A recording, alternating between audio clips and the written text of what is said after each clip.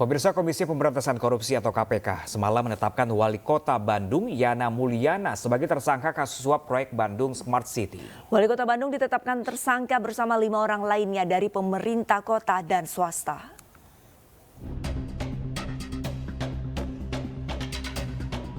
Setelah 24 jam diperiksa di Gedung Merah Putih KPK Jakarta, Wali Kota Bandung Yana Mulyana akhirnya resmi menjadi tersangka. KPK menetapkan 6 tersangka kasus suap pengadaan barang dan jasa berupa CCTV dan jaringan internet pada program Smart City Kota Bandung.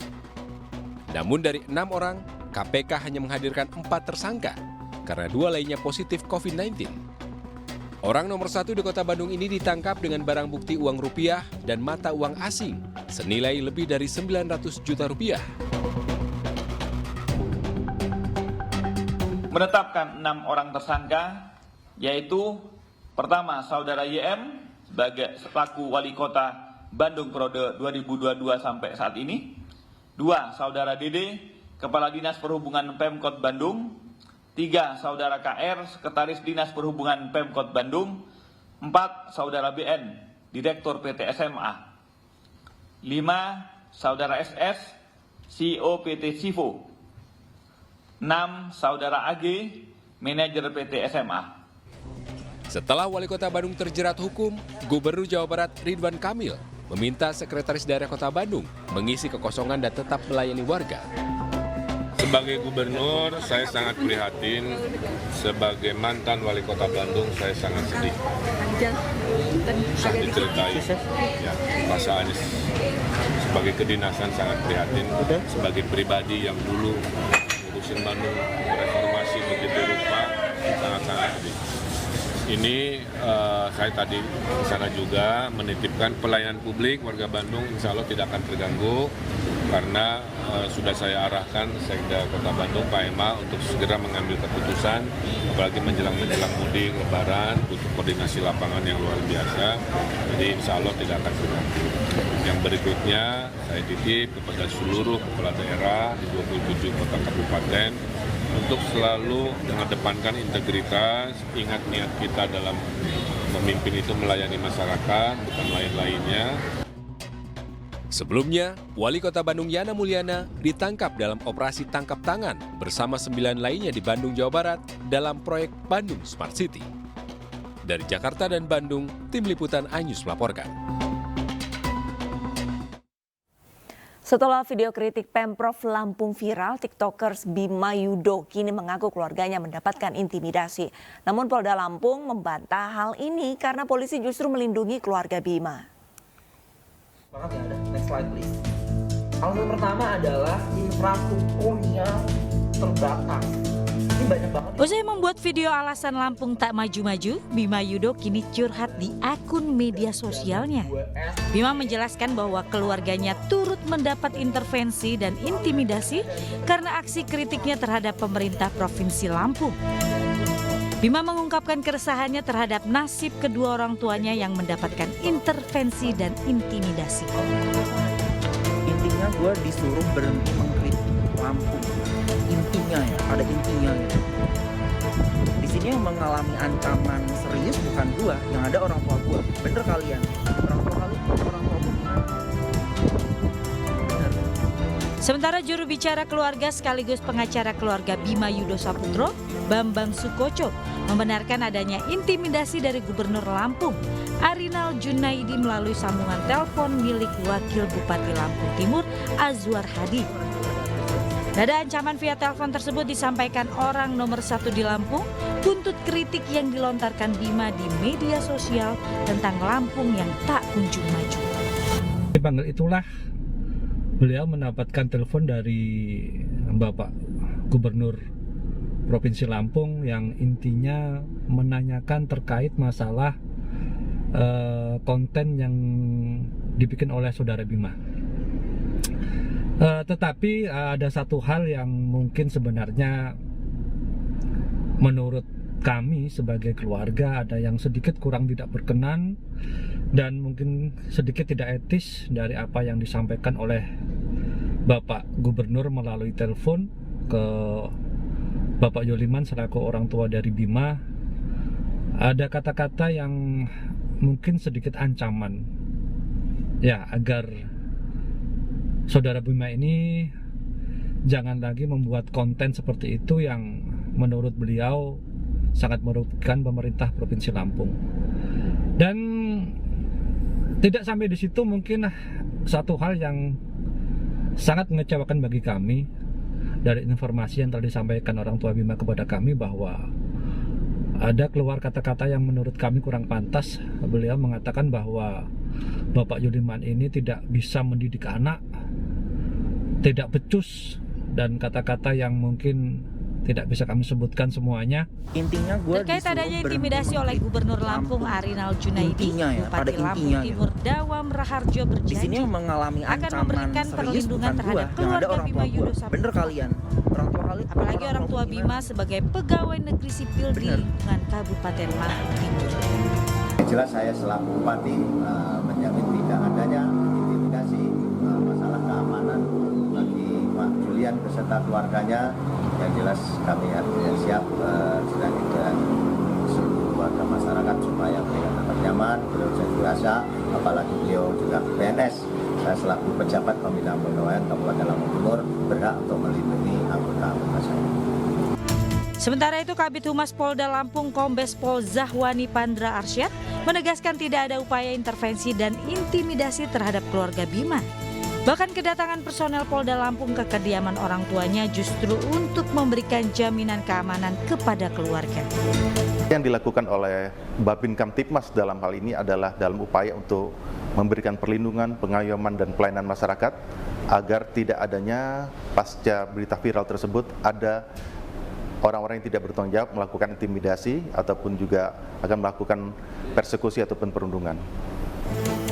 Setelah Bima mengkritik pemerintah Provinsi Lampung, banyak warganet yang mengunggah jalan rusak ke media sosial.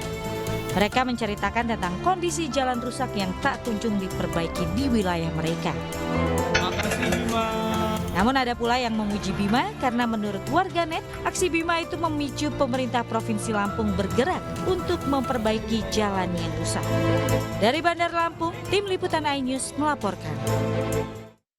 Kita beralih ke informasi lainnya, pemirsa. Tak kunjung mendapatkan upah, sejumlah pekerja proyek pembangunan akses jalan Labuan Bajo menuju venue Asian Summit di Labuan Bajo, Nusa Tenggara Timur menggelar aksi unjuk rasa. Unjuk rasa para pekerja ditunjukkan kepada salah satu anak perusahaan BUMN pada kemarin sore. Para pekerja yang merupakan warga Labuan Bajo ini mengancam akan memboikot akses jalan menuju Golopori pada gelaran KTT ASEAN Summit jika upah mereka tidak segera dibayarkan. Mereka mengaku belum mendapatkan gaji dari sejak bulan Januari 2023. Mereka menuntut agar perusahaan segera melunasi tunggakan pembayaran kepada para vendor sehingga gaji mereka segera terbayarkan. Pekerjaan proyek jalan itu sendiri telah selesai pada bulan Maret lalu. Vendor yang ikut kontribusi menyukseskan kegiatan ini, mereka mempekerjakan warga masyarakat Manggarai Barat yang asli. Mereka mempekerjakan saudara-saudara kita di sini. Ketika PT Vika tidak membayar rekanan-rekanan yang sudah melakukan kontrak, sama halnya mereka membunuh itu karyawan-karyawan.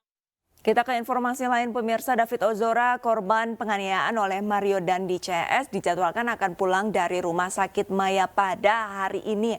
David akan melanjutkan perawatan di rumah setelah melewati masa kritis. Usai menjalani perawatan intensif sejak 20 Februari 2023 lalu akibat penganiayaan yang dilakukan Mario Dandi, David Ozora hari ini dijadwalkan pulang dari rumah sakit. Kepulangan David ke rumah seiring dengan keterangan dokter yang menyebut masa kritis David telah selesai dan diperbolehkan menjalani perawatan di rumah. David masih harus menjalani sejumlah terapi dengan dipantau tim dokter hingga 6 bulan ke depan.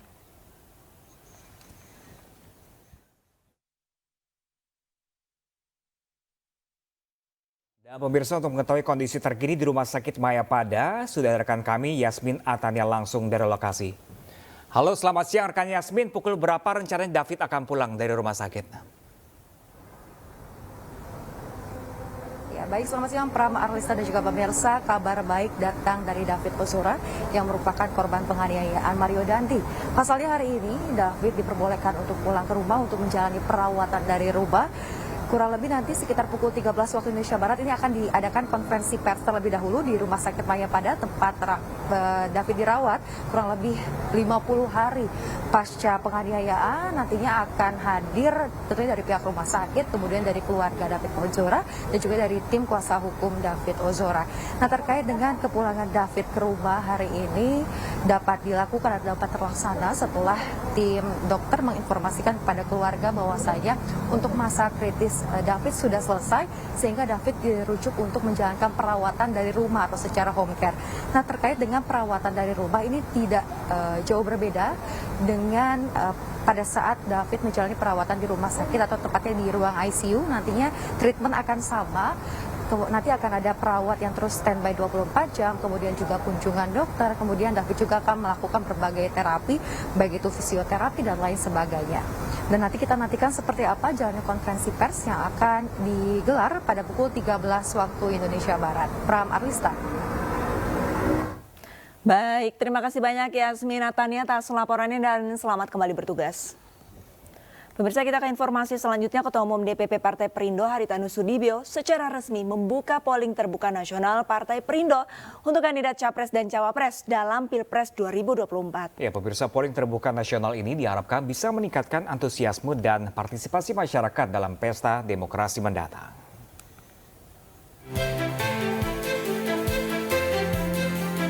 Partai Perindo dan Badiku berkolaborasi untuk mengadakan polling terbuka nasional jelang Pilpres 2024 mendatang.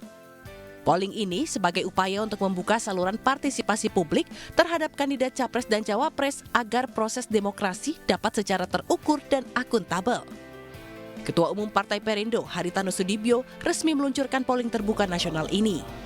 Polling ini diharapkan menjadi polling yang menarik perhatian masyarakat, karena semua wajah ditampilkan di sana dan pelaksananya juga akan melibatkan TV nasional, TV daerah, juga portal nasional, portal daerah, radio dengan jaringan nasionalnya, media sosial juga akan kita pakai. Jadi seluruh kekuatan atau jaringan media MNC, semua platform akan dipakai di dalam polling ini, sehingga betul-betul mencerminkan aspirasi masyarakat. Pada akhirnya seluruh proses politik kita kan akan mengarah kepada digitalisasi, termasuk mungkin e-food ya ke depan nanti kita nggak tahu. Tetapi kami ingin menjadi bagian, Perindo ini ingin menjadi bagian yang terus-menerus mendorong ya bagaimana politik kita bisa lebih ramah terhadap teknologi dan juga pada saat yang sama itu membangun partisipasi yang lebih luas dari masyarakat. Partai Perindo itu adalah partai politik yang pertama ya melakukan polling nasional, polling terbuka nasional untuk capres-cawapres pemilu 2024. Polling terbuka Partai Perindo ini menjadi wujud komitmen Partai Perindo untuk memberi akses aspirasi yang luas dan terbuka kepada masyarakat untuk berpartisipasi memilih kandidat pemimpin Indonesia. Tim Liputan iNews melaporkan. 6 hari jelang Lebaran, ruas tol Palikanci mulai ramai dipadati pemudik. Informasi selengkapnya akan kami hadirkan usai jeda. Tetaplah bersama iNews Siang.